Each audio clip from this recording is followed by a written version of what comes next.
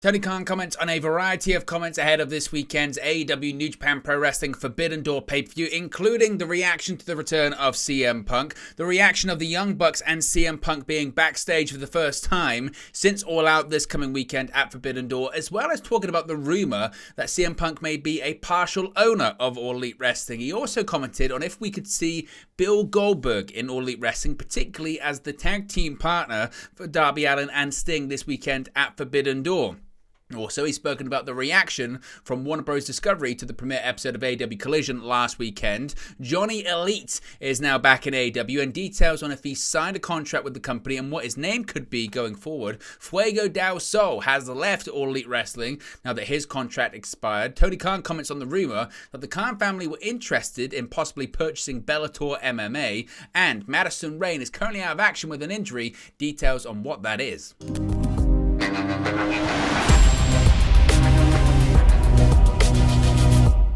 Hey guys, welcome back to Wrestling News 365. Hope everyone is doing very well. As always, there are plenty of news stories to get into in the world of All Elite Wrestling. Let's start off talking about Tony Khan and the Forbidden Door media call ahead of the pay-per-view this Sunday, because Tony Khan, the AEW president, CEO, general manager, and head of creative, has spoken about a variety of interesting topics, certainly hot button and hotly debated topics right now in AEW, particularly the return of CM Punk. Now, we're going to get into the notes from the call in just a second, but really, I think the place I want to start with is something that we did talk about previously, because it was a line during AEW's CM Punk's now infamous rant at the All Out post-show media scrum last year, where he said, "I'm trying to run an effing business here." Now, afterwards, Tony Khan was asked several weeks and months later about who he consults when it comes to creative and other business aspects of All Elite Wrestling, and one name he said was CM Punk, in addition to the other executive vice presidents in AEW, the likes of Kenny Omega and the Young Bucks, and previously Cody Rhodes. This led to some people suggesting, is CM Punk actually an EVP, or possibly does he actually own a part of All Elite Wrestling? Now, this question was asked by David Bixenspan during the media call. He asked Tony Khan about CM Punk possibly having an ownership stake in AEW. Khan said that's not the case, but Punk wants the company to do well, and was just using a colloquialism when he said he's trying to run a business. So he tried to dispel some of those rumors regarding Punk having bought into the company or owning a part of the company as part of Tony Khan negotiating a deal with him to come into All Elite Wrestling in 2021. Now, other notes from the call. USA Today asked about the Elite and CM Punk being on the same card this weekend and under the same roof for the first time since All Out. It was actually the first question asked on the call, as one would expect. Khan responded that it's great to have so many superstars on Forbidden Door, and he's really excited about having Punk and the Elite on the show. However, he never spoke about them being in the same building at the same time. He kind of dodged that question. Ad-free shows asked about the locker room dynamic regarding Punk being back. Khan said so far it's been a positive experience at the last two shows in Chicago. He then hyped up Punk's upcoming matches this weekend. Of course, we know he's going to be wrestling at Collision and at Forbidden Door as well. Khan said everyone was really excited about the television ratings for AEW Collision. He was then asked by Bleacher Report about booking Jungle Boy Jack Perry versus Sonata for the IWGP World Heavyweight Championship. We are going to talk a little bit more in depth about that later on the show, particularly Sonata's comments about Jack Perry. Now, Khan said that Jungle Boy was his first pick for the match. He said the whole company believes in him, and he has continued to develop over the years. That was in response to some people saying that match was one of the more underwhelming matches booked for this weekend's mega show. DAZN asked where Bryan Danielson and Okada ranks as far as matches Khan's been excited to book. Khan said it ranks near the top in terms of his anticipation as a promoter or fan. He's also happy with how they're building the match up in recent weeks as well. WrestleZone asked about the Owen Hart Cup tournament brackets and the lack of Canadians participating. This was something that actually AEW star Shawn Spears kind of hinted at on social media, that he wasn't happy with the lack of Canadian representation in the tournaments. Khan just said they wanted to give the strongest field possible, and he feels they did that. He said there will be future Owen Hart tournaments in Canada, and there will be chances for Canadian wrestlers to get involved. Fightful, Sean Rossap asked about CM Punk versus Kenta not taking place at Forbidden Door. Khan responded that Punk versus Cody Kojima is the match he wants to see, and that Sunday's pay-per-view has more stars on it than any show they've ever produced. As for anyone else who Punk was rumored to wrestle, Khan said he can't comment on that. So once again, Khan kind of dodging those questions about the reports that Kenta indeed pulled out or rejected the opportunity to wrestle CM Punk. Of course, it was widely reported and rumored that AEW and New Japan wanted to do CM Punk versus Kenta. Kenta said no at the last minute. That was around the time of last Saturday's Collision premiere, and because of that, they've had to pivot, and now CM Punk is facing Kojima instead. Ella J asked about Stardom talent not being on the show. Khan mentioned that the Stardom pay-per-view happening on the same day was the issue behind this, but he does hope to work with Stardom in the future. Khan said he built stronger connections with New Japan's Gedo and Takami Abari through organising this show. He continued to talk about the injury problems the show suffered from last year. Of course, that show was pretty much snake bit, with the likes of CM Punk, Bryan Danielson, and others being forced to miss the show due to injury. Khan was asked by Jim Velasco about recent reports that his family is interested in purchasing Bellator. We'll go into that a bit later on, because I do want to go into that in a bit more depth and talk about that in a bit more depth. Amy from WrestleJoy asked about the Elites versus the Blackpool Combat Club feud. Khan talked about the many different stories taking place within the match, including Jon Moxley and Eddie Kingston, Takeshita and the Elite, and Kingston versus Claudio, etc. He was also asked about women working in creative. He mentioned Madison, Rayne, and Sarah Stock as those who contribute and praise their work. Khan also said he gets the perspective of top wrestlers as well. He did make a note of Madison Rayne suffering with an injury. Again, we'll touch on that a little bit later on. Now, when asked about opening the Forbidden Door with other companies, Khan responded by saying they have strong relationships with other promotions, but nothing quite like what they do with New Japan Pro Wrestling. He thinks it would be great if they get involved with more companies, specifically mentioning Lucha Promotions. However, he mentioned the challenges regarding the promotional battle between CMLL and AAA, which has led to certain Mexican talent not actually being allowed to be booked on Forbidden Door. It's a whole political fiasco when it comes to some of the talent that work for those respective companies. Now, Dave Meltzer asked the AEW president about CM Punk's One Bill Phil comment during his return promo at AEW Collision, and if it was a reference to a new and possibly lucrative television deal with Warner Bros. Discovery. Khan said Punk's comment about David Zasloff was a throwback to when wrestlers on TNT would refer to Ted Turner on television during the days of WCW. He said the company is continually growing and trying to reach the number that Punk referenced, but again, not outright denying that was the case. Khan was asked about Goldberg being involved with All Elite Wrestling, which we'll touch on in just a second. As I mentioned, we spoke about the discussion of if CM Punk's a minority owner or has an ownership stake in AEW, which Tony Khan denied. SE Scoops asked about the viewership for AEW Collision and what Warner Bros. Discovery would consider a success. Again, we'll go into that in just a second.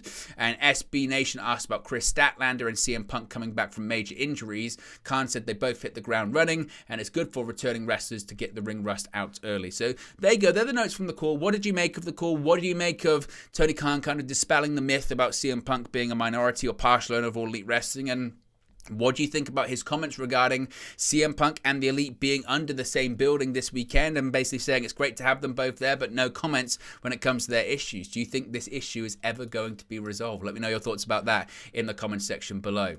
Now, Goldberg. Yes, let's talk about Bill Goldberg in All Elite Wrestling. There's quite a bit of speculation out there that Goldberg could be in Canada this weekend for the Forbidden Door pay-per-view. Of course, Sting and Darby Allin are set to pick a partner to face Chris Jericho, Sammy Guevara, and Minoru Suzuki at Forbidden Door.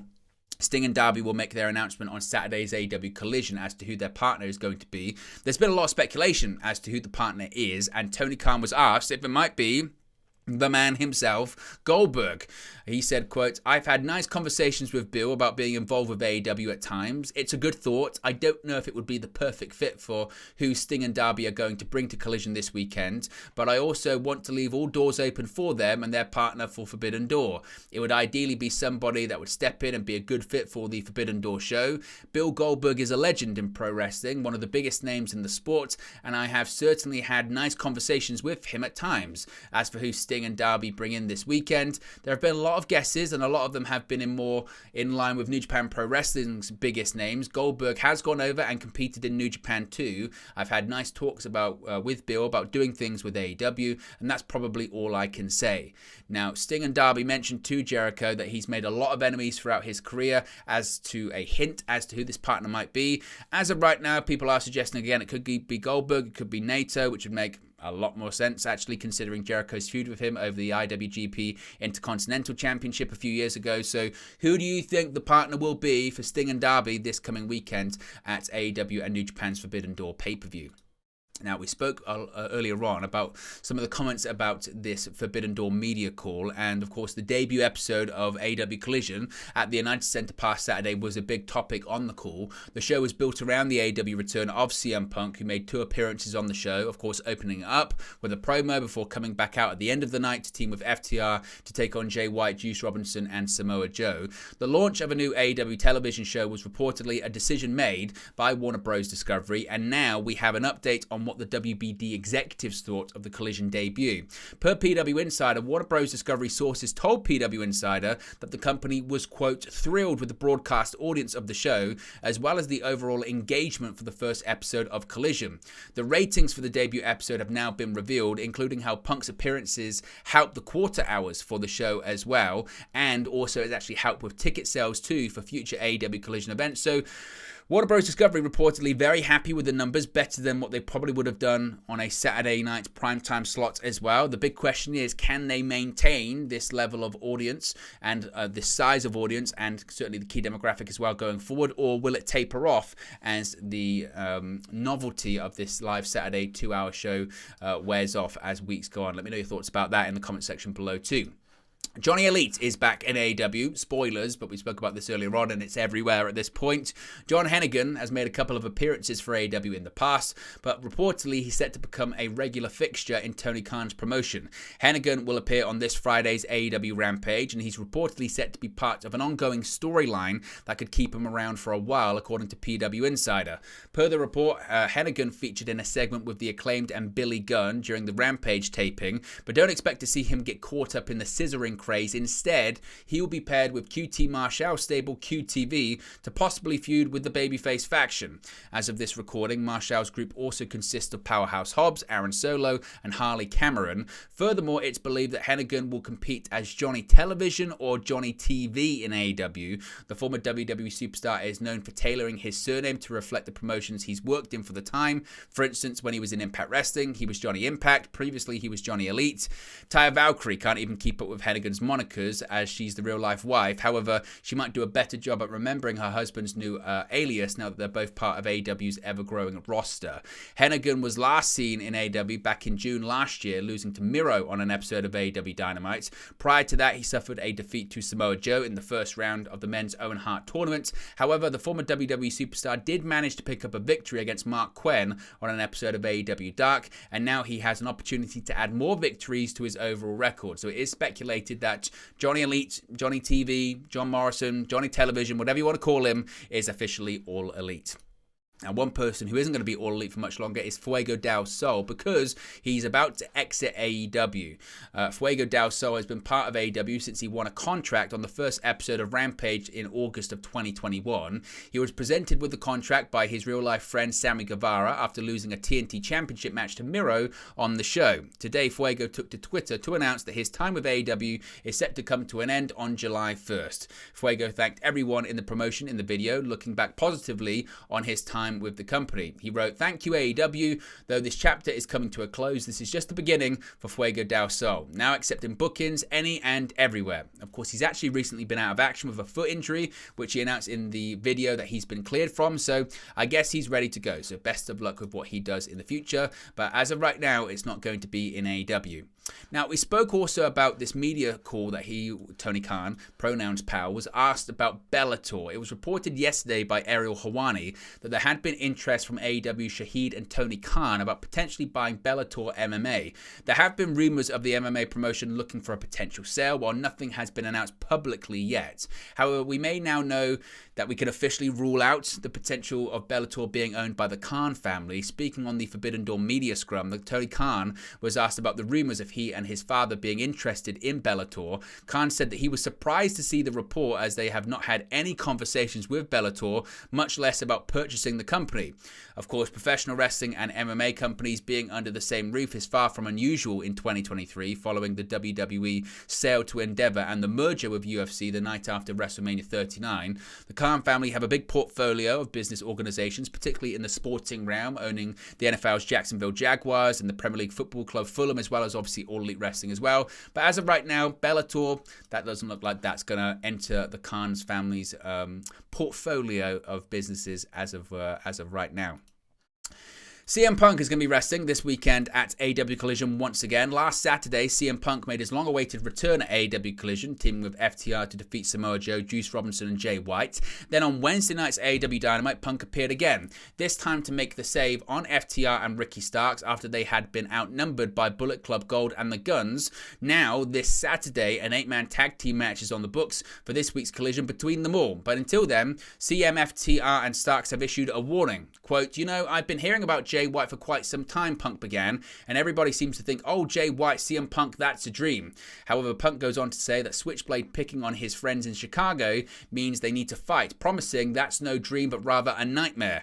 Dax Harwood echoed that sentiment, reiterating that the only things he holds in higher regard than professional wrestling are his family and friends. After all, FTR are familiar with the Guns, and if they've got a problem with their friends, they've got a problem with the AEW World Tag Team Champions. Yet it was Starks who was coming off a recent loss to White on Dynamite who unloaded a lot off his chest, much to the approval of a smiling Punk behind him. Here's the deal. This has been week after week. Hey, Ricky ain't got no friends. Hey, Ricky's all by himself. Well, guess what, partner? When I got me some real badass friends here in Chicago, Starks declared. So, if you thought for a second I was not as smart as you, I want you to understand you're looking at 3 men who've got my back until the end. Well, this led to a response from Bullet Club Gold's Juice Robinson and Jay White as well. Robinson said, oh no, Punk. Oh no, Punk. Why do you want me to go to sleep so bad, her? Why do you want me to go to sleep? I'm not tired. I'm fully rested. I've got my 8 hours. Do you see bags under my eyes? Boy, this Saturday night on Collision, I'm going to do just to you what I did to Jeff Hardy. We're going to hold your hands down, grab a roll of quarters, and break your jaw. After finally getting Robinson to calm down, White promised to show Starks, Punk, and FTR just how out of their depth they were and how he, Robinson, and the Guns were a cut above. The Guns then reminded Starks and FTR about their success over them and even went as far as taking credit for Punk's broken foot, which occurred in a match featuring the Guns in May 2022. The duo promised that Collision would be known as the Gun Show following Saturday's match. So both sides really going against each other ahead of this weekend's match on AEW Collision. Now, as I mentioned earlier on, Jungle Boy versus Sonata for the IWGP World Heavyweight Championship has been criticized by some as being underwhelming and Jungle Boy being out of his depth for such a big match on Forbidden Door. Well, Sonata, he agrees with you. AEW and New Japan will co-promote Forbidden Door on pay-per-view this Sunday. One of the top matches will see Sonata defend his IWGP World Championship against Jungle Boy Jack Perry after Perry answered Sonata's open challenge. In a new interview with Tokyo Sports, Sonata expressed his disappointment in Perry stepping up to the plate. Quote, I have no knowledge of Jack Perry, Sonata said. It's sad to see someone like that challenge for the IWGP. Is an open challenge really that easy to decide? It's the IWGP. I think it's worth more than the AEW bout. Perry, who has been labelled one of AEW's 4 pillars, is the only one of the 4 to have not won a singles championship thus far in the company. He previously held the AEW World Tag Team Championship alongside Luchasaurus prior to their split in 2022. Since then, he defeated Christian Cage in a final burial match and was unsuccessful in the 4-way match for MJF's AEW World Championship at Double or Nothing.